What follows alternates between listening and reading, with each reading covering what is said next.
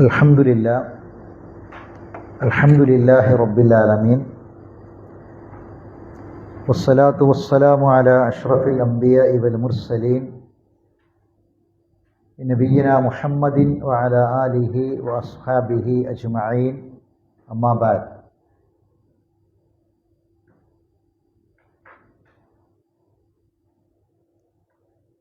പരിശുദ്ധ ഖുർആനിനോടുള്ള നമ്മുടെ 10 ബാധ്യതകളെ സംബന്ധിച്ചാണ് പറഞ്ഞു വരുന്നത്. സൂറത്ത് യാസീനിലെ വമാ അലൈന ഇല്ലൽ ബലാഗുൽ മുബീൻ, അൽ മുബീൻ എന്ന് പറഞ്ഞത് വ്യക്തമാക്കപ്പെട്ട പരിശുദ്ധ ഖുർആൻ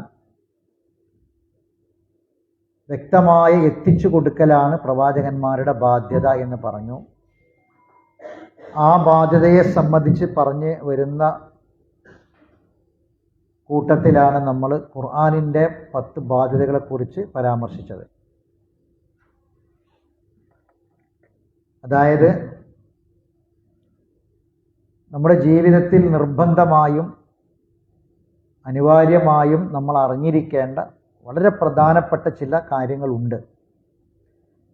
അത് അറിയാതെ പോകുന്നതാണ് പലപ്പോഴും നമ്മുടെ ഇഹലോകത്തെയും പരലോകത്തെയും പരാജയത്തിൻ്റെ കാരണം. പരിശുദ്ധ ഖുർആനിൽ അല്ലാഹു വലാകിൻ അക്സറന്നാസി ലാ യഅലമൂൻ എന്ന പ്രയോഗം ആവർത്തിക്കുന്നുണ്ട്.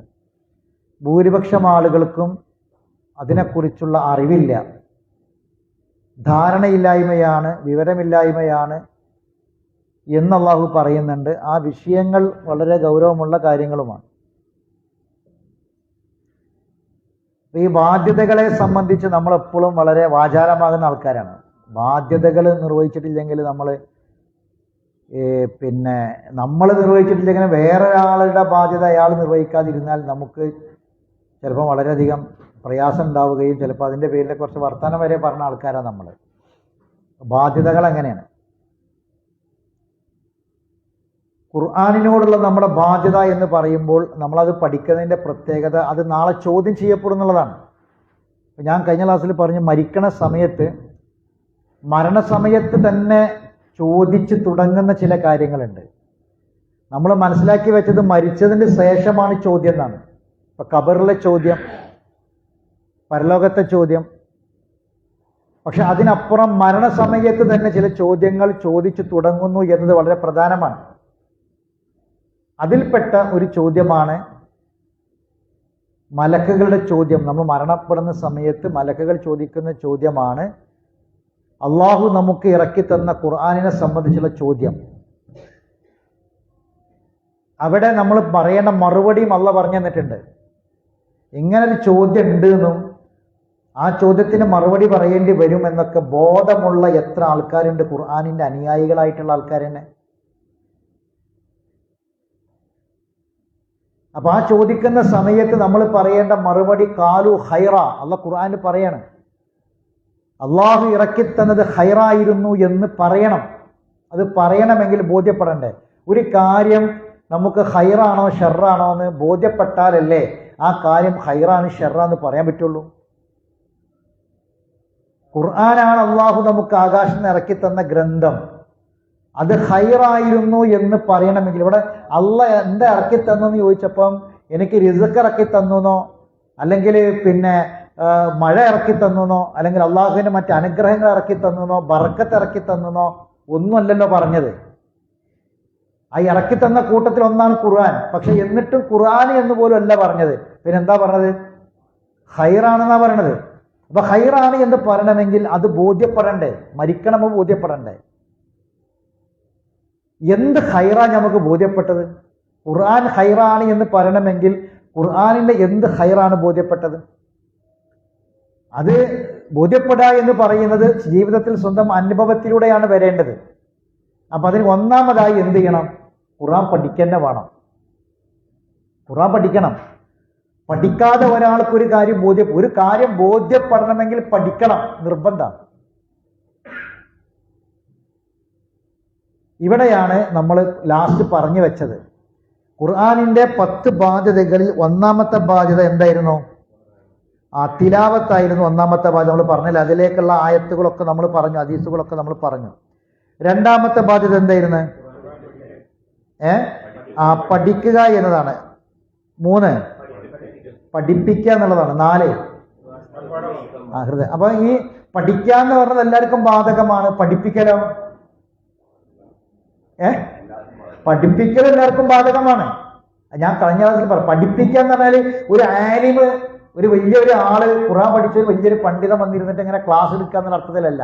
അത് മാത്രല്ല, അവനവന്റെ മക്കൾക്ക് ഖുർആൻ ആദ്യം പഠിപ്പിച്ചു കൊടുക്കേണ്ടത് ആരാ? മാതാപിതാക്കളാണ്. അൽ ഉമ്മ ഉസ്താദുൽ അസാതിദത്തിൽ ഉലാ ശഗലത്ത് ആഖിറുഹും മദൽ ആഫാഖി അല്ലുമ്മ മദ്റസത്തുൻ ഇദാ അഅദത്തഹ അഅദത ശഅബൻ തയ്യിബൽ അറാഖി. അമീർ ശുഅറാ എന്ന പേരിൽ അറിയപ്പെടുന്ന അഹ്മദ് ഷൗഖി പ്രസിദ്ധനായ കവിയാണ്. അദ്ദേഹത്തിന്റെ വാക്കുകളാണ്. ഉമ്മയാണ് അൽ ഉമ്മ മദ്റസത്തുൻ, ഒന്നാമത്തെ കലാലയം. ഒന്നാമത്തെ കലാലയം മാതാവാണ്. അൽ ഉമ്മ ഉസ്താദുൽ അസാതിദ, ഗുരുനാഥന്മാരുടെ കൂട്ടത്തിലെ ഒന്നാമത്തെ ഗുരുനാഥ ആരാണ്? ഉമ്മയാണ്. പഠിപ്പിച്ചു കൊടുക്കണം. പിന്നീടാണ് ബാക്കിയുള്ളതൊക്കെ വരുന്നത്. അപ്പം പഠിക്കലും പഠിപ്പിച്ചു കൊടുക്കലും. അപ്പം പഠിച്ചെങ്കിൽ മാത്രം എന്ത് ചെയ്യാൻ പറ്റുള്ളൂ? ഇപ്പം ഒരു പെൺകുട്ടി, 18 വയസ്സായ ഒരു പെൺകുട്ടി, 20 വയസ്സായ ഒരു പെൺകുട്ടി, 26 വയസ്സായി, നമ്മളങ്ങനെ കല്യാണം നീട്ടിക്കൊണ്ടുപോയി ജോലി വരെ, ജോലി ആവട്ടെ എന്നൊക്കെ പറഞ്ഞ് നീട്ടിക്കൊണ്ട് നമ്മൾ പല ഭൗതിക കാരണങ്ങൾ പറഞ്ഞു. പക്ഷെ അതിന്റെ കൂട്ടത്തിൽ വിചാരിക്കേണ്ടിയിരുന്ന ചില കാര്യങ്ങളുണ്ട്. അത് പറഞ്ഞില്ല. കാരണം ഉമ്മാക്ക് എൽമുണ്ടെങ്കിലേ മക്കൾക്ക് അത് കൊടുക്കാൻ പറ്റുള്ളൂ. അപ്പൊ ആദ്യം ആ ഉമ്മാക്ക് എൽമ കൊടുക്കൽ മാതാപിതാക്കളെ കടമയാണ്. എത്രമാത്രം ഇന്നത്തെ തലമുറന്റെ അവസ്ഥ എന്താ പറയുക? ഞാൻ ഇന്നലെ ഉണ്ടായ അനുഭവങ്ങളോട് പറഞ്ഞുതരാം, എന്നിട്ട് ഞാൻ ഇതിലേക്ക് വരാം. അതെന്താന്ന് വെച്ചാൽ, ഒരാള് ഒരു അധ്യാപകൻ ഒരു ക്ലാസ്സിൽ 10ാം ക്ലാസ്സിന്റെ PTA മീറ്റിങ്ങിൽ, രക്ഷിതാക്കളെ മീറ്റിങ്ങിൽ ഒരു ഗുരുനാഥൻ അധ്യാപകരോട് പറയണേ. അപ്പൊ ഈ നാട്ടിലൊക്കെ രക്ഷാകർത്തൃ മീറ്റിങ്ങിൽ അധികം മര വരിക, പാപ്പാർക്കൊന്നും ഒഴിവുണ്ടാവില്ല, മര പറഞ്ഞേക്കുക, സ്ത്രീകളെ വരിക. അപ്പൊ ആ മീറ്റിങ്ങിൽ ഇങ്ങനെ സാറ് പറയുമ്പോൾ 10ാം ക്ലാസ്സിലാണ് കുട്ടികൾ, പബ്ലിക് എക്സാം എഴുതാനുള്ളതാണ്, പരീക്ഷ എഴുതാനുള്ളതാണ്. കുട്ടികൾക്ക് നിങ്ങൾ കൂടുതൽ വീട്ടിൽ ടെൻഷൻ കൊടുക്കരുത്, അവർക്ക് നിങ്ങൾ കൂടുതൽ ജോലികളൊന്നും കൊടുക്കരുത്, അവരെ നിങ്ങൾ ഫ്രീ ആക്കി വിടണം, അവരെ എപ്പോഴും പഠിക്കാനുള്ള ടൈം ധാരാളം കൊടുക്കണം എന്ന് പറഞ്ഞപ്പോൾ ഒരു ഉമ്മ ആ സദസ്സെന്ന് പറഞ്ഞത്രേ. പറഞ്ഞെന്താന്ന് വെച്ചാൽ, ഇവര് വീട്ടിൽ 10ാം ക്ലാസ് ആയതിന് മാത്രമല്ല, ഇവരൊന്നും ചെയ്യാറില്ല, ഒന്നും അവരെ കൊണ്ട് ചെയ്യിപ്പിക്കാറില്ല, ഒരു പണിയും വീട്ടിൽ ഇടിപ്പിക്കാറില്ല. ആ ഉമ്മ പറഞ്ഞത്, അവർ സ്കൂളിൽ വന്നാൽ യൂണിഫോം വരെ അവരഴിച്ചിട്ട് അവരുടെ അടിവസ്ത്രങ്ങൾ വരെ ഞാനാ, അതുപോലും ഈ 16 വയസ്സായ കുട്ടി സ്വന്തമായിട്ട് ചെയ്യാറില്ല, അതുവരെ ഞങ്ങളെ ചെയ്യല്, ഒന്നും ചെയ്യാറില്ല. ഇതിങ്ങനെ പറഞ്ഞു വന്ന്, ഈ വിഷയം ഇങ്ങനെ പറഞ്ഞു വന്ന കൂട്ടത്തിൽ പലരുടെയും അനുഭവങ്ങൾ പറയുമ്പോൾ നമ്മൾ മനസ്സിലാക്കേണ്ട ഒരു കാര്യം, ഇന്ന് വളർന്നു വരുന്ന തലമുറ, നമ്മൾ മാതാപിതാക്കൾ കൊടുക്കേണ്ട കുറെ പാഠങ്ങളുണ്ട്. അത് ഒന്നാമത്തെ കുട്ടികൾക്ക് ഖുർആൻ പഠിപ്പിക്കല, അത് പഠിപ്പിച്ച ബാക്കിയൊക്കെ അതിൽ കടന്നു വരും, എല്ലാ കാര്യങ്ങളും വരും. ഒരു പിതാവിന്റെ കഷ്ടപ്പാട്, പ്രയാസം, ബുദ്ധിമുട്ട് ഇതൊക്കെ അറിയണം. ഭർത്താവിന്റെ ജോലി എന്താണ് അറിയണം, വരുമാനത്തിനെന്ന് അറിയണം, കഷ്ടപ്പാടും പ്രയാസവും അറിയണം. ഇത് അറിഞ്ഞ് വളരുന്നൊരു തലമുറയ്ക്ക് നന്മകൾ നമ്മൾ അവരിൽ നിന്ന് പ്രതീക്ഷിച്ചാൽ മതി. അല്ലെങ്കിൽ ഒരു നന്മയും നമ്മൾ ആ തലമുറയിൽ നിന്ന് പ്രതീക്ഷിക്കേണ്ട കാര്യമില്ല. നമ്മളെ വാപ്പ എന്ത് മരുന്നാ കുടിക്കണമെന്ന് അറിയാത്ത മക്കളാ. ഉമ്മാക്ക് എന്തിന്റെ ടെൻഷനാണ് മക്കൾ. ഉമ്മ രാവിലെ എഴുന്നേൽക്കുന്നുണ്ട്, രാത്രി വരെ ഉമ്മ കഷ്ടപ്പെടുന്നുണ്ട്. ഉമ്മാക്ക് എന്തൊക്കെയോ ചിന്ത, ഉമ്മാക്ക് എന്താ അസുഖം എന്ന് അറിയില്ല കുട്ടിക്ക്. ഉമ്മ എന്തിനുള്ള മരുന്നോ വാപ്പ എന്തിനുള്ള മരുന്നാ കുടിക്കണമെന്ന് അറിയില്ല. അങ്ങനെ അറിഞ്ഞ എത്ര മക്കളുണ്ട്? വാപ്പ രാത്രി കുറേ മരുന്നെടുത്ത് കുടിക്കുന്നുണ്ട്, എന്തിന്റെ മരുന്നാണ് ഈ കുടിക്കണത്? എന്താണ് വാപ്പാന്റെ അസുഖം, ഉമ്മാന്റെ അസുഖം എന്താണ് അറിയില്ല, പലർക്കും അറിയില്ല, ഈ വളർന്ന തലമുറക്ക് അറിയില്ല. ഒരു ഉമ്മ വേദനയോട് കൂടി പറയാണ്, സാറേ 10 മാസം ഞാൻ അവളെ ഗർഭം ചുമന്നിട്ട് ആ ഗർഭപാത്രം, അവൾ കിടന്ന ഗർഭപാത്രം ഇന്ന് എൻ്റെ ശരീരത്തിൽ ഇല്ല എന്ന കാര്യം എൻ്റെ കുട്ടിക്ക് അറിയില്ല എന്നാ പറഞ്ഞത്. ആലോചിച്ചു നിങ്ങൾ, ഗർഭപാത്രം ഒഴിവാക്കിയ സ്ത്രീയാണ്, റിമൂവ് ചെയ്തതാണ്. എന്നിട്ട് ആ സ്ത്രീ അവർ അഡ്മിറ്റായി, ആശുപത്രിയിൽ അഡ്മിറ്റായി. എന്താണ്, എന്തിനു വേണ്ടി, എന്താണ് അസുഖം? അപ്പൊ ഒരു 3 മാസം അനങ്ങാൻ പറ്റില്ല, ഭാരം എടുക്കാൻ പറ്റില്ല, ഖനമുള്ള വസ്തു എടുക്കാൻ പറ്റില്ല, ഭാരമുള്ള ജോലി ചെയ്യാൻ പറ്റൂല, വീട്ടിൽ വിശ്രമം കൊടുക്കണം എന്ന് പറഞ്ഞ് 15 ദിവസം പോലും വിശ്രമിക്കാതെ ഇറങ്ങണം കുട്ടിക്ക് വേണ്ടി, കുടുംബത്തിന് വേണ്ടിയിട്ട്. എന്നിട്ട് ബ്ലീഡിങ് വന്ന് പ്രയാസപ്പെട്ട് ഉമ്മാക്ക് രോഗം മൂർജിച്ച് വഷളായി ആരോഗ്യം, അങ്ങനെ മരണപ്പെട്ടു പോവുക. ഈ കുട്ടികൾ കിടന്ന ഗർഭപാത്രം 4-5 മക്കളുണ്ടായിട്ട് ആ മക്കൾ കിടന്ന ഗർഭപാത്രം എന്ന ഉമ്മാന്റെ ഉള്ളിൽ ഇല്ല എന്നുള്ള വിവരം പോലും അറിയാത്ത മക്കൾ തലമുറ, ഇങ്ങനെ തലമുറ വളർന്നു വരുന്നു. വളരെ ഗൗരവകരമായി നമ്മൾ ചിന്തിക്കേണ്ട കാര്യം. അപ്പൊ പറഞ്ഞു വന്നത് എന്താന്ന് ചോദിച്ചാൽ, നമ്മൾ ഖുർആൻ പഠിക്കൽ മാത്രമല്ല, അത് പഠിപ്പിക്കുന്നവരും ആകണം. നമ്മൾ എത്തിച്ചു കൊടുക്കണം, നമ്മളെ മക്കൾക്ക് ഖുർആൻ കൊടുക്കണം, നിർബന്ധമാണ്, നമ്മുടെ ബാധ്യതയായി പഠിപ്പിക്കപ്പെട്ട കാര്യമാണ്. ശരി, അടുത്തത് എന്തായിരുന്നു? 5-മത്തെ ആദരിക്കണം, അതിനെ മഹത്വപ്പെടുത്തണം, അല്ലെ? അതാണ് നമ്മൾ അവസാനം പറഞ്ഞത്. ഖുർആനിനെ ആദരിക്കുക, ബഹുമാനിക്കുക എന്ന് പറഞ്ഞാൽ 1-മത്തെ ആദരവ് എന്താ? ഞാൻ പറഞ്ഞു, ഖുർആൻ ആദരിക്കുക എന്ന് പറഞ്ഞാൽ കുറെ പുസ്തകങ്ങളെ കൂട്ടത്തിൽ മുകളിൽ ഖുർആൻ വെക്കുക എന്നുള്ള അർത്ഥത്തിലല്ല. അത് ആദരിക്കുന്ന ഭാഗം അങ്ങനെ തന്നെ വെക്കേണ്ടത്, ആദരിക്കുന്ന ഭാഗം അത് തന്നെയാണ്. ഖുർആൻ 1-മത്തെ ആദരവ്, അതുമായിട്ടുള്ള ബന്ധം മുറിക്കരുത്, അല്ലെ? ഇപ്പൊ നമ്മൾ പറയും ഗുരുനാഥന്മാരെ ആദരിക്കണം, അല്ലെ? മുതിർന്നവരെ ആദരിക്കണം എന്ന് പറഞ്ഞതിന്റെ അർത്ഥം എന്താ? ബന്ധം നിലനിർത്തണം എന്നാണ്, അല്ലെ? ബന്ധം മുറിക്കരുത്. ബന്ധം മുറിച്ചിട്ട് പിന്നെ എന്ത് ആദരവാ? ഖുർആൻ ഇങ്ങനെ സെൽഫിൽ വെച്ചിട്ട് കാര്യമില്ലല്ലോ. അതിങ്ങനെ ബഹുമാനിച്ച് ആദരിച്ച് മിനിക്ക് കൂടി ഒരു കവറിലാക്കി ഉയർപ്പുറത്ത് കയറ്റിച്ചിട്ട് എന്താ കാര്യം? അതുകൊണ്ട് ഒരു പ്രയോജനമില്ല. അതല്ല, ഖുർആൻ ആദരിക്കാൻ നല്ല ബന്ധം നിലനിർത്തുക എന്നുള്ളതാണ്. ഖുർആൻ എന്നും എടുക്കണം, ഓതണം, പാരായണം ചെയ്യണം, അത് പഠിക്കാൻ ശ്രമിക്കണം. അങ്ങനെ ഖുർആനിനോടുള്ള ബന്ധം നിലനിർത്തലാണ് ഖുർആനുള്ള ആദരവ്. പിന്നെ ബാഹ്യമായ കുറെ കാര്യങ്ങൾ, ഖുർആൻ അവിടെ അതുണ്ടായിരുന്നു. ഇപ്പൊ നമ്മളെ വീട്ടില്, കഴിഞ്ഞ ക്ലാസ്സിൽ ഞാൻ പറയാൻ വിട്ടുപോയ കാര്യമാണ്, നമ്മളെ വീട്ടിൽ കുറെ ഉപയോഗിക്കാൻ പറ്റാത്ത ഖുർആൻ ഉണ്ടാവും. പലപ്പോഴും നമുക്ക് സംശയം, എന്താ ചെയ്യുക? ഉപയോഗിക്കാൻ പറ്റാത്ത വാപ്പ വല്യപ്പ ഓതിയ ഖുർആൻ, വല്യമ്മ ഓതിയ ഖുർആൻ, അല്ലെ? നമ്മളെ പഴയ ഒരു തലമുറ ഖുർആൻ നിരന്തരമായി ഓതിയിരുന്ന വാപ്പാര് വല്യപ്പാരൊക്കെ വീട്ടിലുണ്ടെങ്കിൽ അവിടെ ഉപയോഗിച്ച് ഒരുപാട് നമ്മളെ പഴയ ആ പൊന്നാനി തിരുരങ്ങാടി സ്റ്റേറ്റ് പ്രസിഡന്റൊക്കെ ഖുർആൻ ആണെങ്കിൽ ഇന്നത്തെ ഗൾഫിലെ ഖുർആൻ, മക്കത്ത് മദീനത്ത് വരുന്ന ഖുർആൻ പോലെ ആവൂല. അത് വളരെ കട്ടി കുറഞ്ഞ പേപ്പറായിരിക്കും. ആ പിന്നെ പൊന്നാനി ലിപിയും അതുപോലെ തന്നെ അവിടുന്ന് അടിക്കുന്ന ആ പ്രശ്നമൊക്കെ അടിക്കുന്ന നമ്മുടെ നാട്ടിൽ നിന്ന് അടിക്കുന്ന ഖുർആൻ, ആ ഖുർആൻ പെട്ടെന്ന് കേടുവരും. അപ്പൊ അതിന്റെ പേരൊക്കെ കീറിയിട്ടുണ്ടാകും. അപ്പൊ അങ്ങനെ ഖുർആൻ ഉണ്ടെങ്കിൽ നമ്മൾ എന്ത് ചെയ്യണം എന്നുള്ളതാണ്. അപ്പൊ പണ്ഡിതന്മാർ വിശദീകരിച്ചിട്ടുണ്ട്. ഒന്നുകിൽ ആ ഖുർആൻ നിങ്ങൾക്ക് എടുത്ത് ഉപയോഗിക്കാൻ പറ്റില്ലെങ്കിലും അത് അനാദരവ് വരാതെ അത് അവിടെ ഇവിടെ കിടക്കാത്ത രൂപത്തിൽ എടുത്ത് സൂക്ഷിച്ചു വെക്കാൻ പറ്റുമോ എങ്കിൽ അങ്ങനെ വെക്കണം.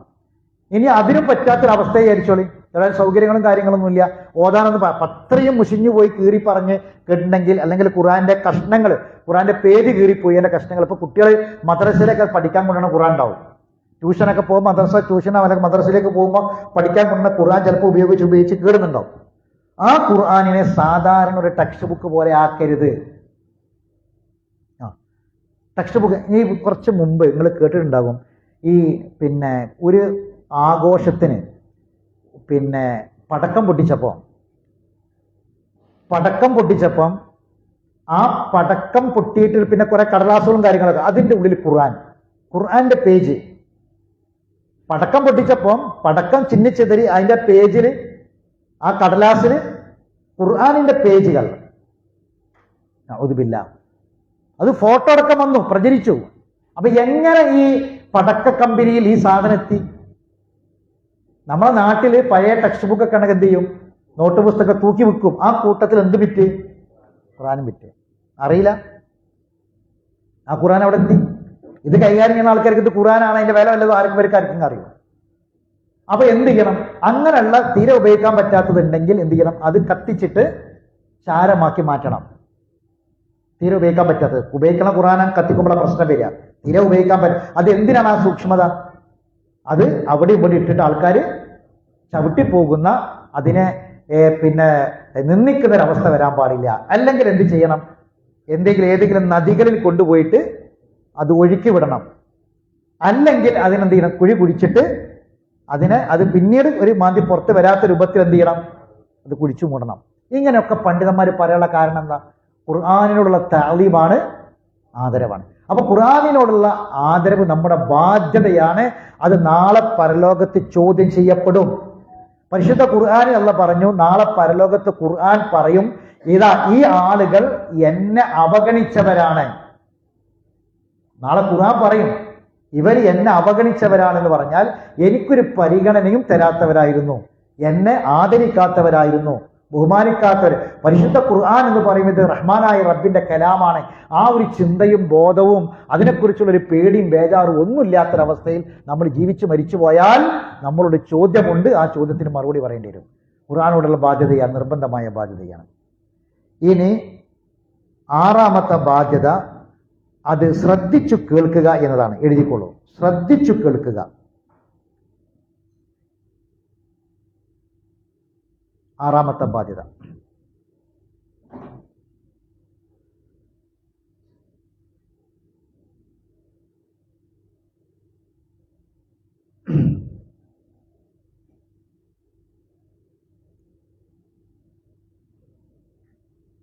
ആറാഫ്, സൂറത്ത് ആറാഫിലെ 204 ആയത്ത് മറിച്ചോളൂ. സൂറത്ത് ആറാഫിലെ 204.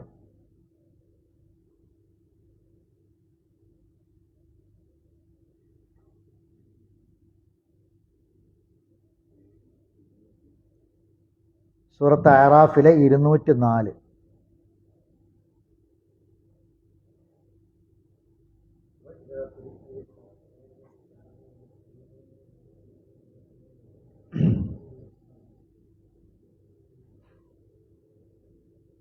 ആയത്ത് കണ്ടില്ലേ? വായിക്ക്. വൈദാ ഖുരിഅൽ ഖുർആനു ഫസ്തമിഉ ലഹു വഅൻസിതു ലഅല്ലക്കും തുർഹമൂൻ. എന്താണ് ഈ പറഞ്ഞതിന്റെ ആശയം എന്നറിയോ? ഇവിടെ ശ്രദ്ധിക്കുക എല്ലാവരും. ആയത്തിന്റെ അർത്ഥം ഞാൻ പറഞ്ഞതിന് മുമ്പ് ഒരു കാര്യം പറയാം. നമുക്ക് അല്ലാഹു സുബ്ഹാനഹു വ തആല നമ്മളെ ശരീരഘടന, ഈ ശരീരഘടന റബ്ബ് വെറുതെ രൂപകൽപ്പന ചെയ്തതല്ല. അള്ളാഹുവിന്റെ ചോദ്യങ്ങളിൽ പ്രധാനപ്പെട്ട ഒരു ചോദ്യമാണ് നമ്മുടെ ശരീരത്തെക്കുറിച്ചുള്ള ചോദ്യം. ആ ശരീരത്തെക്കുറിച്ചുള്ള ചോദ്യത്തിൽ ഈ ശരീരം എന്ന് പറയുന്നതിൽ പ്രത്യേകമായ 3 ഭാഗങ്ങളുണ്ട്. 1 കാതാണ്, 2 കണ്ണാണ്, 3 ഹൃദയമാണ്. എന്തുകൊണ്ടാണ് അങ്ങനെ പറഞ്ഞത് എന്നത് നമ്മൾ പ്രത്യേകം പഠിക്കേണ്ട കാര്യമാണ്. ഗർഭപാത്രത്തിൽ ഒരു കുഞ്ഞ് രൂപം കൊള്ളുമ്പോൾ ആദ്യമായി കണ്ണിന്റെ മുമ്പായി കാതാണ് ആദ്യമായി രൂപകൽപ്പന ചെയ്യപ്പെടുന്നതാണ്. കാത്, പിന്നീട് കണ്ണ്, പിന്നീട് ഹൃദയം. ഈ ഒരു ഓർഡർ ഇന്ന് ശാസ്ത്രം അംഗീകരിച്ചൊരു വിഷയമാണ്. ഇനി നിങ്ങൾ ഖുർആനിലേക്ക് വരിക. ഖുർആനിൽ അല്ലാഹു തആല സമഅ എന്ന പദം 22 തവണ പ്രയോഗിച്ചു. 22 തവണ സമഅ എന്ന വാക്ക്, കേൾവി എന്ന വാക്ക് 22 തവണ അല്ലാഹു ഖുർആനിൽ പറഞ്ഞു. സമഅ എന്ന വാക്ക് 22 തവണ. സമിഅ യസ്മഉ, സാമിഅ സമീഅ യസ്മഉ എന്നതൊക്കെ വേറെ, അതൊന്നും കൂട്ടാതെ അതിന്റെ വേറെയുള്ള ക്രിയാപദങ്ങളും മറ്റുള്ളതൊന്നും കൂട്ടാതെ സമഅ, കേൾവി എന്ന വാക്ക് മാത്രം ഖുർആനിൽ 22 തവണ പ്രയോഗിച്ചു. ഇനി അടുത്തത് ശ്രദ്ധിക്കാം. അതിൽ ഒരു സ്ഥലം ഒഴികെ ബാക്കി മുഴുവൻ സ്ഥലത്തും അള്ളാഹു സമഅ ആദ്യം പറഞ്ഞു. ഒരു സ്ഥലത്ത് മാത്രം ബസർ പറഞ്ഞു. ആ ബസർ പറഞ്ഞത് തന്നെ നാളെ പരലോകത്ത് പറയുന്ന കാര്യമാണ്, പരലോകത്ത് വിലപിക്കുന്ന കാര്യമാണ്. അവിടെ ഞങ്ങൾ കേട്ടില്ല, ഞങ്ങൾ കണ്ടില്ല എന്നിട്ട് കേട്ടില്ല എന്ന് പറയുള്ളൂ. ഇവിടെ ബാക്കിയുള്ള മുഴുവൻ സ്ഥലങ്ങളിലും ആദ്യം അള്ളാഹ് സമഅ പറഞ്ഞു. അപ്പൊ ഞാനിത് എന്തിനാ പറഞ്ഞത്? ചോദ്യം ചെയ്യപ്പെടും അല്ലെ? ചോദ്യം ചെയ്യപ്പെടും, അതല്ലേ ബാധ്യതയാണല്ലേ? ആ ആയത്തിന്റെ തുടക്കം എന്താണ്? ഇന്ന സമഅ വൽ ബസർ വൽ ഫുആദ് കുല്ലു ഉലൈക കാന അൻഹു മസ്ഊലാണ്, ചോദ്യം ചെയ്യപ്പെടും. ആദ്യം സമഅ പറഞ്ഞു, കേൾവി, പിന്നീട് കാഴ്ച, പിന്നെ ഹൃദയം. ജന്മന കേൾവി ശക്തിയില്ലാത്ത ഒരാൾക്ക് തക്കല്ലുമിന് കഴിയില്ല. ജന്മന കേൾവി ശക്തിയില്ലാത്ത ഒരാൾക്ക് തക്കല്ലുമിന് സംസാരിക്കാൻ കഴിയില്ല. ഒരാളുടെ കേൾവിയാണ് ഒരു മനുഷ്യന്റെ സംസാരവും. സംസാരം എന്ന് പറഞ്ഞാൽ പ്രവർത്തനമാണ്. അല്ലാഹു പറയാണ് ഖൂലു ഖൗലൻ സദീദ. എന്താ കാരണം? യുസ്ലിഹു ലക്കും അമാലക്കും, നിങ്ങൾ അമൽ നന്നാക്കി തരും. അതിനെന്ത് ചെയ്യണം? നല്ല വാക്ക് പറയാം. വാക്ക് പറഞ്ഞാൽ, നല്ല വാക്ക് പറയുന്നവന്റെ പ്രവർത്തനം നന്നാകും. എത്ര മുന്തിയ പ്രവർത്തനം ചെയ്തിട്ടും കാര്യമില്ല, തൊള്ള മോശമാണെങ്കിൽ അവൻ മോശക്കാരനാണ്. ഇത് അള്ളാഹു ഖുർആനിൽ പറഞ്ഞു, എല്ലാവർക്കും ബോധ്യപ്പെട്ട കാര്യമാണ്. അപ്പം സമഅാണ് ഒരാളുടെ, കേൾവിയാണ് പ്രധാനമായും ഒരാളാക്കി മാറ്റുന്നത്. മനസ്സിലാണ്ടല്ലോ പറഞ്ഞേ.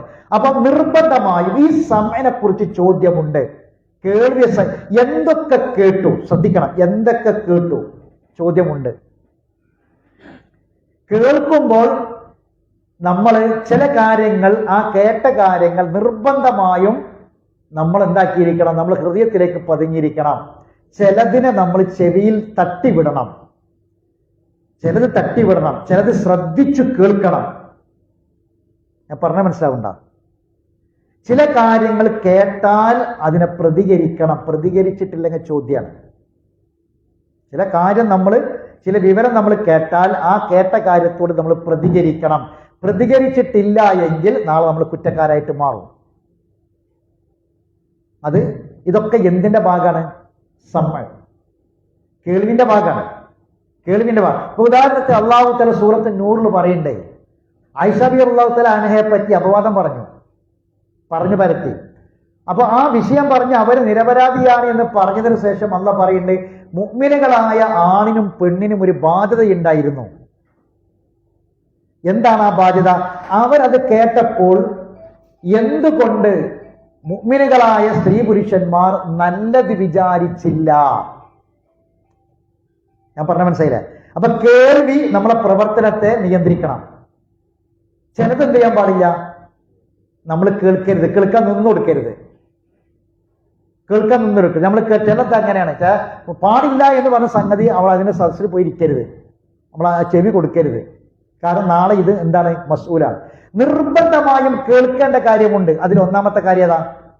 ഖുർആനാണ്. അപ്പൊ ആ സമഅനെ കുറിച്ചുള്ള ചോദ്യത്തിൽ ഖുർആൻ കേട്ടോ ചോദ്യമുണ്ട്. അപ്പൊ നമ്മൾ പറയാണ് ഖുർആൻ ഓതാനല്ലേ പറഞ്ഞേ, ഖുർആൻ കേൾക്കാനാ പറഞ്ഞേ. ചില ആൾക്കാർ പറയാണ് നബി സല്ലല്ലാഹു അലൈഹി വസല്ലം ഖുർആൻ ഓത മാത്രമാണോ ചെയ്തത്? അല്ല, വേറെയുള്ള സഹാബികൾ ഓതുന്നത് കേൾക്കാൻ ആരിഷ്ടപ്പെട്ടു? റസൂലുള്ളാഹി സ്വല്ലല്ലാഹു അലൈഹി വസല്ലം ഇഷ്ടപ്പെട്ടു. എന്നിട്ട് ആ കേൾവിക്ക് വേണ്ടി റസൂലുള്ളാഹി സ്വല്ലല്ലാഹു അലൈഹി വസല്ലം ഒഴിഞ്ഞിരുന്നു എന്നാ പറഞ്ഞത്, കേൾക്കാൻ വേണ്ടി പോയി. അപ്പൊ കേൾക്കൽ നിർബന്ധമായ കാര്യത്തിൽപ്പെട്ടതാണ് എന്ത്? ഖുർആൻ കേൾക്കുക എന്നുള്ളത്. പിന്നെ പ്രതികരിക്കൽ. ഒരു തിന്മ നമ്മൾ കേട്ടാൽ ആ തിന്മയോട് നമ്മൾ മൗനം പാലിക്കാൻ പാടില്ല, നമ്മൾ പ്രതികരിക്കണം. ഒരു നന്മ, ഒരു നല്ല കാര്യം നമ്മൾ കേട്ടാൽ ആ കാര്യത്തോട് നമ്മൾ പ്രതികരിക്കണം, നമ്മളെ കേൾക്കുക. അപ്പോൾ നമ്മൾ ഒരു പ്രയാസപ്പെടുന്ന ഒരാൾ, ഇപ്പം ഞാൻ ഉദാഹരണം, കഴിഞ്ഞ ദിവസം ഞാൻ ഗ്രൂപ്പിൽ ഒരു വോയിസ് ഇട്ടിരുന്നു. ഖുർആൻ പഠിക്കുന്ന നമ്മുടെ ഒരു സഹോദരൻ, 2 കിഡ്നിയും നഷ്ടപ്പെട്ടൊരു സഹോദരൻ. 2 കിഡ്നി നഷ്ടപ്പെട്ടു. കിഡ്നി മാറ്റി വെക്കാനുള്ള വകുപ്പൊന്നുമില്ല, അത്രയും പാവപ്പെട്ട കുടുംബമാണ്. പിന്നെ അത് കിഡ്നി കുടുംബത്തിൽ തന്നെ കൊടുക്കാൻ പറ്റിയ ആൾക്കാരും തയ്യാറായിട്ട് വന്നിട്ടില്ല. അപ്പൊ അദ്ദേഹം ഇങ്ങനെ ഡയാലിസിസ് ചെയ്ത് ഇങ്ങനെ പോവാണ്. എത്ര കാലം താമസം എണ്ണപ്പെട്ട. അദ്ദേഹം ഒരു ചെറിയൊരു വീടുണ്ടാക്കിയിട്ട് മരത്തും ആ ബാക്ക് ഭാഗത്ത് 2 വാതിൽ വെച്ച് അകം തേച്ച് ഒരു ബാത്റൂം റെഡിയാക്കി അതിലേക്ക് കയറാൻ വേണ്ടി ആഗ്രഹിക്കുക. അപ്പൊ അദ്ദേഹം പറഞ്ഞു, അദ്ദേഹത്തിന്റെ വോയിസ് എന്താണെന്ന് വെച്ചാൽ, എനിക്കിട്ട വോയിസ്, എൻ്റെ ദിവസങ്ങൾ എണ്ണപ്പെട്ടതാണ്, ഞാൻ എപ്പോഴും എൻ്റെ ലോകത്തോട് പോകുന്നതിന് മുമ്പ് എൻ്റെ ഉപ്പാനും ഉമ്മാനും എൻ്റെ മക്കളെയും ആ വീട്ടിലേക്കൊന്ന് കയറ്റി ഇരുത്തി അത് കാണാനൊരു പൂതിയുണ്ട്, അതിന് എന്താ ചെയ്യാന്നുള്ള ചോദിച്ചത്. അപ്പൊ ഞാനത് കേട്ടപ്പം ഞാനത് കേട്ട്, അതിപ്പോ അങ്ങനെ കുറെ കാര്യങ്ങൾ വരുന്നുണ്ട്, അതിപ്പോ നമ്മള് അത് ഒരു ഇതല്ല എന്ന് വിചാരിച്ചിട്ട്, പിരിവും കാര്യമില്ല എന്ന് വിചാരിച്ചിട്ട് ഞാൻ അത് എന്നെ കൊണ്ട് ചെയ്ത കാര്യം ചെയ്യാതെ ആ പരലോകത്തെ ആ സമയനെ കുറിച്ച് ചോദിക്കും. ഞാൻ ഈ കേട്ട കാരണം ഇത് എന്നോട് ഞാൻ പറയും, ഈ കേട്ട വോയിസ് നിങ്ങൾക്ക് ഇട്ടുന്നത് അത് ഞാൻ കേട്ടു, ഈ കേട്ട എന്നുള്ള ചോദ്യമാണ്. ഞാനത് നിങ്ങൾക്ക് കൈമാറി, നിങ്ങൾക്ക് എന്ത് ചെയ്യാൻ പറ്റുമെങ്കിൽ ചെയ്തു പറഞ്ഞു. ഇവിടെ ഇരിക്കുന്ന കുറെ ആളുകൾ അതിന് പ്രതികരിച്ചു. അള്ളാഹു വിബാരിക്കും, ഉള്ള പ്രതിഫലം പ്രദാനം ചെയ്യട്ടെ. എന്തുകൊണ്ടാണ് അത് പ്രതികരിച്ചത്? നമ്മളത് ചെയ്തത്. അത് അങ്ങനെ ഒരു കാര്യം നമ്മൾ ഒരാളെ പ്രയാസം കേട്ടാൽ ആ പ്രയാസം നിങ്ങൾ നീക്കിക്കൊടുത്താൽ അള്ളാഹു നിങ്ങളെ പ്രയാസം നീക്കിത്തരും. ഒരു ബുദ്ധിമുട്ട് നിങ്ങൾ ഇല്ലാതെയാക്കിയാൽ നിങ്ങൾക്ക് വരാനിരിക്കുന്ന ഒരു വേദനയേറിയ രോഗം, ഒരു ബുദ്ധിമുട്ട് അള്ളാഹു അത് മാറ്റിത്തരും. ഇത് റസൂലുള്ളാഹി സ്വല്ലല്ലാഹു അലൈഹി വസല്ലം പറഞ്ഞതാ. അപ്പൊ ചില കാര്യങ്ങൾ നമ്മൾ കേട്ടാൽ ആ കേട്ട കാര്യത്തെ നമ്മൾ എന്ത് ചെയ്യാൻ പാടില്ല? മെയിൻ ചെയ്യാതെ, അത് വോയിസ് ആയിട്ട് വിടരുത്, മെയിൻ ചെയ്യാതെ വിടരുത്. ആ കാര്യങ്ങൾ നമ്മൾ എന്ത് പ്രതികരിച്ചു എന്ന ചോദ്യം ഉണ്ടാവും. എന്താ റസൂലുള്ളാഹി പറഞ്ഞറിയാം? അള്ളാഹു നാളെ പരലോകത്ത് ചോദിക്കുന്ന രീതി എങ്ങനെ അറിയാം? ഞാൻ രോഗിയായി, എന്നെ നീ എന്തുകൊണ്ട് സന്ദർശിച്ചില്ല? നിങ്ങൾ കേട്ടില്ലേ? പലതവണ കേട്ടതാ. അപ്പൊ റഹ്മാനായ റബ്ബേ എങ്ങനെ രോഗിയാകുക? അപ്പൊ അള്ളാഹിന്റെ മറുപടി, ഇന്ന സഹോദരൻ രോഗിയായിരുന്നു, നീ അവിടെ പോയാൽ എന്നെ നിനക്ക് അവിടെ കാണാൻ. ഞാൻ വിശന്നു, എനിക്ക് എന്തുകൊണ്ട് ഭക്ഷണം തന്നില്ല? അപ്പോൾ റഹ്മാനായ റബ്ബേ നിനക്ക് എങ്ങനെ വിശപ്പുണ്ടാകുക? ഇന്നൊരു ആള് വിശക്കുന്നവനായിരുന്നു, ആ വിശപ്പ് നീ അറിഞ്ഞിട്ട് നീ അത് പരിഹരിച്ചു കൊടുത്തില്ല, അത് പരിഹരിച്ചു കൊടുത്തിട്ടൊക്കെ എന്നെ നിനക്ക് അവിടെ കാണാമായിരുന്നു. അതാ ഇത് എന്തിലേക്കാ സൂചിപ്പിക്കുന്നത്? അപ്പം അള്ളാഹു തആലയാണ് നമ്മളിത് കേൾപ്പിച്ചത്. എന്തിനാ കേൾപ്പിച്ചത്? നമ്മളിത് എന്ത് പ്രതികരിക്കുമെന്ന് അറിയാം. അപ്പൊ ചില സമയത്തോട് നമ്മൾ പ്രതികരിച്ചേ പറ്റൂ, ചില സമയം നമ്മൾ കേൾക്കാൻ പാടില്ല, മാറി നിൽക്കണം. ഇനി അടുത്തത് ശ്രദ്ധിച്ച് കേൾക്കുക. നിങ്ങളിവിടെ എന്താ എഴുതിയത്? ശ്രദ്ധിച്ച് കേൾക്കുക. കേൾവിയും ശ്രദ്ധിച്ച് കേൾക്കലും തമ്മിൽ വ്യത്യാസമുണ്ട്. സംഉം ഇസ്തിമാഉം, ഇതുവരെ നമ്മൾ പറഞ്ഞ സം ആണ്. ഇതെന്താണ്? ഇതുവരെ നമ്മൾ പറഞ്ഞ സം ആണ്. ഇവിടെ പറഞ്ഞ വാക്കെന്താണ്? സം അല്ല, ഇസ്തിമാ. എന്താണ്? ഇസ്തിമാ. സംഉം ഇസ്തിമാഉം വ്യത്യാസമുണ്ട്.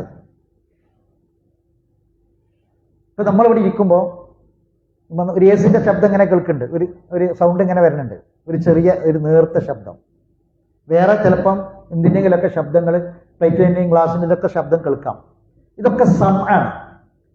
ഇസ്തിമാഇ എന്ന് പറഞ്ഞാൽ, ശ്രദ്ധിക്കണം, ഇസ്തിമാഇ എന്ന് പറഞ്ഞാൽ കണ്ണും കാതും ഉൾപ്പെടെയുള്ള സംഅ. എന്താണ് ഇസ്തിമാഇ എന്ന് പറഞ്ഞാൽ? കണ്ണും കാതും ഹൃദയവും ഉൾപ്പെടുന്ന കേൾവിക്കാണ് എന്ത് പറയാ? ഇസ്തിമാ എന്ന് പറയാം. എല്ലാത്തിനും അത് പറയില്ല. മനസ്സിലല്ലേ പറഞ്ഞ? ഇത് ഖുർആനുള്ള ബാധ്യതയാണ്. അപ്പൊ നമ്മള് കാറിൽ പോവാണ്. അപ്പോൾ പിന്നെ നമ്മൾ നാട്ടിലേക്ക് ദൂര യാത്രയാണ്. അപ്പോൾ പല ആൾക്കാരും എന്താ ചെയ്യാന്ന് വെച്ചാൽ, റമളാൻ മാസമൊക്കെ ആണെങ്കിൽ, സാധാരണ ഉള്ള സമയമാണെങ്കിൽ പാട്ടിടും, എന്തെങ്കിലുമൊക്കെ മ്യൂസിക്കും എന്തെങ്കിലുമൊക്കെ പാട്ടിട്ട് പോകും. റമളാൻ മാസമാണെങ്കിൽ എന്ത് ചെയ്യും? ഖുർആൻ ഇടും. എന്നിട്ട് ഖുർആൻ ഇട്ടാൽ ഖുർആൻ ഇങ്ങനെ അതിലിങ്ങനെ ഖുർആൻ ഇങ്ങനെ ഓതുണ്ടാവും, പ്ലേ ചെയ്യുന്നുണ്ടാവും. നമ്മളെന്ത് ചെയ്യും? പല വർത്താനങ്ങളും പറയും. ഞാൻ ഇപ്പൊ നിങ്ങൾ നോക്കി ആയത്തിന്റെ അർത്ഥം പറഞ്ഞുതരാം, വിശദീകരണം ഒന്നും വേണ്ട, പച്ചക്ക് അള്ള അർത്ഥത്തിൽ പറയാം. ശ്രദ്ധിച്ചോളി. ഖുർആൻ കേൾക്കുമ്പോൾ, ഇപ്പൊ നമ്മൾ വീട്ടില് ഖുർആൻ ഇട്ടു, ഖുർആന് നമ്മൾ ഒരു കാസറ്റ് ഇല്ലെങ്കിൽ അത് ഖുർആൻ പ്ലേ ചെയ്തു, ഖുർആന്റെ ഓത്ത് ഇങ്ങനെ ഉണ്ട്. നമ്മൾ പെരിയിൽ പല പണിയെടുക്കുന്നുണ്ട്. ഒരു പെണ്ണ് വിചാരിക്കുകയാണ് ഖുർആൻ കേട്ടിട്ട് ഇങ്ങനെ പെരിയിലെ ജോലി കാര്യങ്ങൾ ചെയ്യാം. അപ്പം ഇത് പറ്റുമോ ഇല്ലേ? ആയത്ത് വായിക്കേ, ഞാൻ അർത്ഥം പറയാം. ആയത്ത് ശ്രദ്ധിക്കുക. വൈദാ ഖുരിഅ അലൈഹിമുൽ ഖുർആൻ, അല്ലെ? ആയത്ത് വായിക്കേ. വൈദാ ഖുരിഅൽ ഖുർആൻ, ഖുർആൻ ഓതി കേൾപ്പിക്കപ്പെട്ടാൽ. അർത്ഥം ശ്രദ്ധിക്കണേ. ഇത് വളരെ പ്രധാനപ്പെട്ട, നമ്മൾ പഠിക്കല് മാത്രമല്ല, നമുക്ക് ചിലത് അങ്ങനെയാണ്, ചിലത് നമുക്ക് ആൾക്കാർക്ക് പറഞ്ഞു കൊടുക്കേണ്ടി വരും. ആ പറഞ്ഞു കൊടുക്കാനുള്ളത് നമ്മൾ അത് ശരിക്ക് വായിച്ച് മനസ്സിലാക്കേണ്ട വേണം. കേട്ടോളൂ. വൈദാ ഖുരിഅൽ ഖുർആൻ, ഖുർആൻ ഓതപ്പെട്ടാൽ. ഓതപ്പെടാറ് പാരായണം ചെയ്യപ്പെടാണ്. അങ്ങനെ വന്നാൽ ഫസ്തമിഉ ലഹു, നിങ്ങൾ അത് ഇസ്തിമാഇ ചെയ്യണം. സമി ചെയ്യണമെന്നല്ല, ഇസ്തിമാഇ ചെയ്യണം. ഇസ്തിമാഉം സമു വ്യത്യാസമുണ്ട്. എന്താ ഇസ്തിമാഇ? കണ്ണും കാതും ഹൃദയവും ഒരുമിക്കുന്ന പ്രക്രിയയാണ് എന്ത്? ഇസ്തിമാഇ. അപ്പൊ നമ്മൾ എന്ത് ചെയ്യണം? മൊബൈലിലെങ്കിലും ഖുർആനിലേക്ക് ആ ഓതുന്ന സ്ഥലം നോക്കുക, അതിങ്ങനെ നോക്കിയിരിക്കുക, അതിങ്ങനെ കേൾക്കുക. അതിൻ്റെ കൂടെ നമ്മൾ അത് ആശയം മനസ്സിലാക്കാൻ വേണ്ടി ശ്രമിക്കുകയും ചെയ്യുക. അതാണ് ഇസ്തിമാഇ. തീർന്നില്ല, ബാക്കി വായിക്കുക. നിങ്ങൾ വായിക്കണം. വഅൻസിതു, മിണ്ടാതിരിക്കണം, നിശബ്ദമായിരിക്കണം. വർത്താനം പറഞ്ഞു പോണ കാറിൽ ഖുർആൻ ഇടരുത്. നിങ്ങൾ ഖുർആൻ ടോളി, എന്നിട്ട് പിന്നെ എന്തെങ്കിലും വർത്താനം പറയാൻ അപ്പോൾ ഓഫാക്കണം. എന്നിട്ട് വർത്താനം കഴിഞ്ഞിട്ട് ഓണാക്കുക. ഇതൊക്കെ ആരാ ശ്രദ്ധിക്കല്? സഹോദരങ്ങൾ, ഇത് ഖുർആന്റെ ആയത്താണ്. ഇത് ഖുർആന്റെ ആയത്തിന്റെ കൽപ്പനയാണ്. എത്ര ആൾക്കാർക്ക് അറിയും? ഖുർആൻ ഓതുന്ന ഒരു സദസ്സിൽ, ഇപ്പൊ നിങ്ങളൊക്കെ ഒരു ആള് വെള്ളിയാഴ്ച ജുമാക്ക് സാധാരണ ഒരാൾ ലൂറിന് പള്ളിയിൽ പോയി അയാൾ പിന്നെ സുന്നത്ത് സ്കെച്ച് അവിടെ ഇരുന്ന്, അപ്പോൾ അയാളൊരു സുഹൃത്ത് വന്ന് അപ്പുറത്ത് സുന്നത്ത് സ്കെച്ച് ഇരുന്ന്, അപ്പോൾ അസ്സലാമു അലൈക്കും എന്ന് പറഞ്ഞ് സലാം പറഞ്ഞ് കൈ കൊടുത്ത് വർത്താനൊക്കെ പറഞ്ഞ്, കുഴപ്പമുണ്ടോ? എന്തെങ്കിലും കുഴപ്പമുണ്ടോ? ഉണ്ടോ? ഇല്ല. എന്നാൽ വെള്ളിയാഴ്ച ജുമ അയാൾ ഇരുന്ന് ഇമാമ മെമ്പറമേൽ കയറിയതിന് ശേഷം എടുത്തൊരാൾ വന്നിരുന്ന് അസ്സലാമു അലൈക്കും അലൈക്കും ഇസ്ലാം എന്നാണ് കൈയോട് എന്തായി വീരെന്ന് ചോദിച്ചാൽ എന്തായി? ഹുക്കം എന്താന്ന് പറയും? ജുമ നഷ്ടപ്പെട്ടു. ഒരാൾ സംസാരിക്കുകയാണെങ്കിൽ വർത്താനം പറയരുത് എന്ന് വരെ പറയാൻ പാടില്ല, അങ്ങനെ ആക്കാനേ പാടുള്ളൂ. എന്താ അതിന്റെ കാരണം അറിയോ? എന്താ അതിന്റെ കാരണം? എന്താ ഖുത്ബ? നബിന്റെ ഖുത്ബ എന്താണ്? കേട്ടോളി. നബിന്റെ ഖുത്ബ യഖറഉൽ ഖുർആന വയുദക്കിറുൻ നാസ്. മിമ്പറയിൽ വെച്ച് ചില ആൾക്കാരൊക്കെ മിമ്പറയിൽ നിന്ന് ആഗോള ബദയൊക്കെ വിടുക. എന്തൊക്കെ വർത്താനം മിമ്പർ എന്ന് പറയാം. മിമ്പർ എന്താന്ന് പറയാ? നിങ്ങൾ കേട്ടോളി, മിമ്പർ കേട്ടോളി. യഖറഉൽ ഖുർആൻ, ഖുർആൻ ഓതുക. വയുദക്കിറുൻ നാസ്, ജനങ്ങളെ ഉത്ബോധിപ്പിക്കുക. എന്താ മിമ്പർ? ഖുർആൻ ഓതുകയും ജനങ്ങൾ ആയത്ത് ഓതുക, ജനങ്ങൾ ഉത്ബോധിപ്പിക്കുക. ഇത് കേൾക്കാനാണ് സദസ്സിൽ ആയിരിക്കണത്. അതുകൊണ്ടാണ് അവിടെ എന്ത് പാടില്ല? വർത്തമാനം പറയാൻ പാടില്ല, മിണ്ടാൻ പാടില്ല. അപ്പം ഓരോ കാലികമായ സമയത്ത് അതുമായി ബന്ധപ്പെട്ട ഖുർആൻ ഓതി, ആയത്തോതി, ഹദീസ് പറഞ്ഞ് ഉത്ബോധനം കൊടുക്കാണ് ഒരു ഖുത്ബ എന്ന് പറഞ്ഞാൽ. അപ്പൊ മിണ്ടാൻ പാടില്ല. ഖുർആൻ ഓതുന്ന സദസ്സിൽ എന്ത് പാടില്ല? ഖുർആനുമായി ഒരാൾക്ക് സംശയം ചോദിക്കാം. നബിന്റെ ഖുത്ബയിൽ ആൾക്കാർ സംശയം ചോദിച്ചില്ലേ?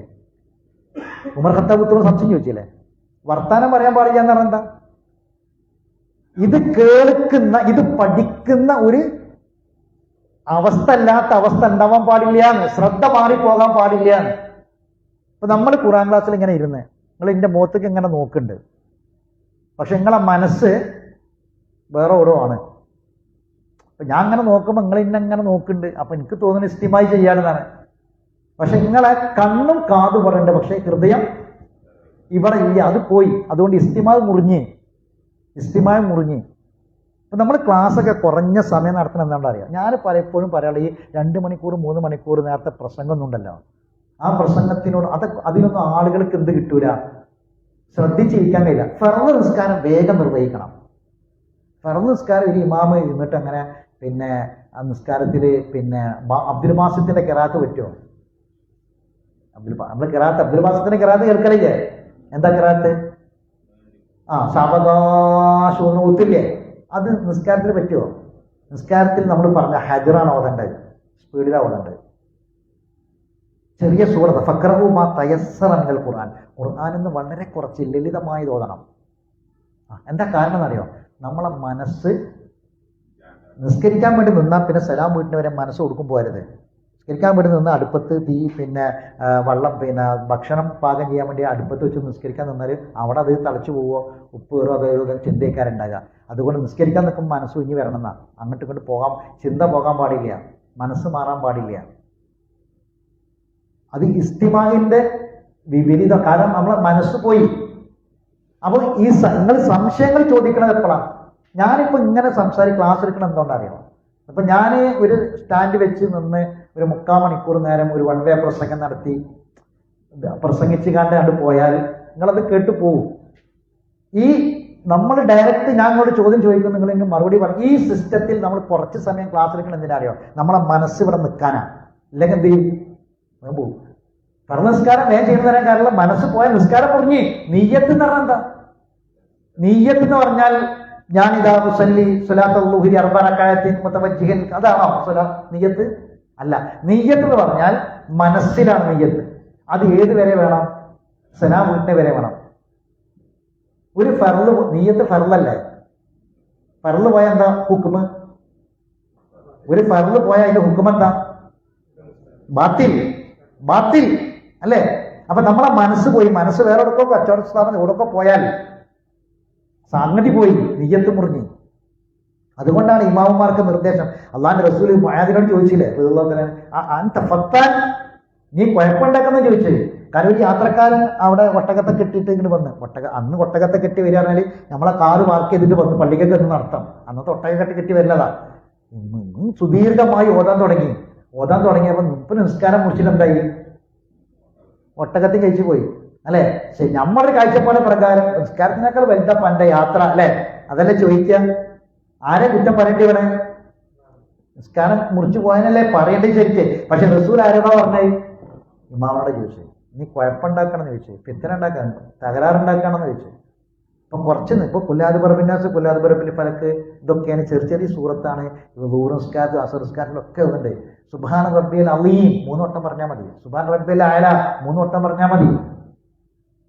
സുദീർഘമായി നമ്മൾ ഒറ്റക്ക് നിസ്കരിക്കുമ്പോഴാണ് എന്ത് ചെയ്യേണ്ടത്? സുദീർഘമായി ഊതി നിസ്കരിക്കേണ്ടത്. സർവ്വസ്കാരത്തെ പെട്ടെന്ന് തീർക്കണം. കാരണം മനസ്സവിടെ ഉണ്ടാവില്ല എന്നുള്ളതാണ്. ഇതേപോലെ നമ്മൾ ഖുർആൻ ക്ലാസ് കുറച്ച് സമയം ആക്കുന്നതും അതുപോലെ തന്നെ ഈ രൂപത്തിൽ. കാരണം മനസ്സൊടുക്ക് പോകരുത്, നിശ്ചയമായി ചെയ്യണം, ശ്രദ്ധിച്ച് കേൾക്കണം. അതാണ് ഫസ്തമിഉ. അതാ പറഞ്ഞേ, ഒരു ബഹളമുള്ള ഒരു സദസ്സിൽ ഒരിക്കലും ഖുർആൻ കേൾപ്പിക്കരുത്. അത്തരമുള്ള ഒരു സദസ്സിൽ ഖുർആൻ പാടില്ല. ഫസ്റ്റ് എന്താ കാരണം? ബാക്കി ലാസ്റ്റ് നിർത്താം. ലഅല്ലക്കും വൈകി ലഅല്ലക്കും തുർഹമൂൻ, എങ്കിലേ നിങ്ങൾക്ക് അതിന്റെ റഹ്മത്ത് കിട്ടുള്ളൂ.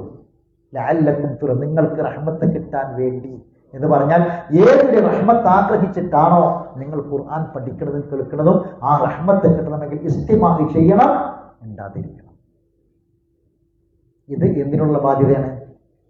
ഖുർആനിനുള്ള നമ്മുടെ ബാധ്യതയിൽപ്പെട്ടതാണ് ഇസ്തിമാ ചെയ്യുന്നുണ്ടോ എന്നത്. അപ്പൊ ആ ഇസ്തിമായിൽ ഏറ്റവും പ്രധാനപ്പെട്ടതാണ്. ആ ഇസ്തിമായിൽപ്പെട്ട ഒരു ഭാഗമാണ് അടുത്തത് പറയാനുള്ളത്. അത് ഇൻഷാ അല്ലാഹ് ഞാൻ അടുത്ത ക്ലാസ്സിൽ വിശദീകരിക്കും. അള്ളാഹു സുബ്ഹാനഹു വ തആല കൂടുതൽ പഠിക്കാനും മനസ്സിലാക്കാനും നമുക്ക് എല്ലാവർക്കും തൗഫീഖ് പ്രദാനം ചെയ്യുമാറാവട്ടെ. അറിവില്ലായ്മ കൊണ്ട് വന്നുപോയ തെറ്റുകുറ്റങ്ങളെല്ലാം അള്ളാഹു നമുക്ക് വിട്ടുപുറത്ത് മാഫാക്കി തരട്ടെ. മരണപ്പെട്ടവർക്ക് അള്ളാഹു മഗ്ഫിറത്തും റഹ്മത്തും പ്രദാനം ചെയ്യട്ടെ. നമ്മളെ മക്കൾ അള്ളാഹു സാലിഹായ മക്കളാക്കി തീർക്കട്ടെ. നമ്മളെ കുടുംബത്തിൽ അള്ളാഹു മനസ്സമാധാനം പ്രദാനം ചെയ്യട്ടെ. നമ്മളെ ജോലിയിലും ഏർപ്പാടുകളിലും കച്ചവടത്തിലുമെല്ലാം അള്ളാഹു നിഅമത്തും ബർക്കത്തും പ്രദാനം ചെയ്യട്ടെ. ശരീരത്തിന് അള്ളാഹു ആഫിയത്തും ആരോഗ്യവും പ്രദാനം ചെയ്യട്ടെ. മാരകമായ രോഗങ്ങളിൽ നിന്ന്, രോഗത്തിൻ്റെ പ്രയാസങ്ങളിൽ നിന്ന് അള്ളാഹു നമ്മളെ എല്ലാവരെയും കാത്തുരക്ഷിക്കുമാറാവട്ടെ. വസിയ്യത്ത് പറയാനോ എഴുതാനോ പറ്റാത്ത വിധമുള്ള പെട്ടെന്നുള്ള മരണങ്ങളിൽ നിന്ന്, അപകട മരണങ്ങളിൽ നിന്ന്, ആപത്തുകളിൽ നിന്ന്, ദുരന്തങ്ങളിൽ നിന്ന് അള്ളാഹു നമ്മളെ എല്ലാവരെയും കാത്തുരക്ഷിക്കുമാറാവട്ടെ. റബ്ബനാ തഖബ്ബൽ മിന്നാ ഇന്നക അൻതസ് സമീഉൽ അലീം വതുബ് അലൈനാ ഇന്നക അൻതത് തവ്വാബുർ റഹീം വആഖിറു ദഅവാനാ അനിൽ ഹംദുലില്ലാഹി റബ്ബിൽ ആലമീൻ. സുബ്ഹാനക അല്ലാഹുമ്മ ബിഹംദിക അഷ്ഹദു അൻ ലാ ഇലാഹ ഇല്ലാ അൻത അസ്തഗ്ഫിറുക വഅതൂബു ഇലൈക്.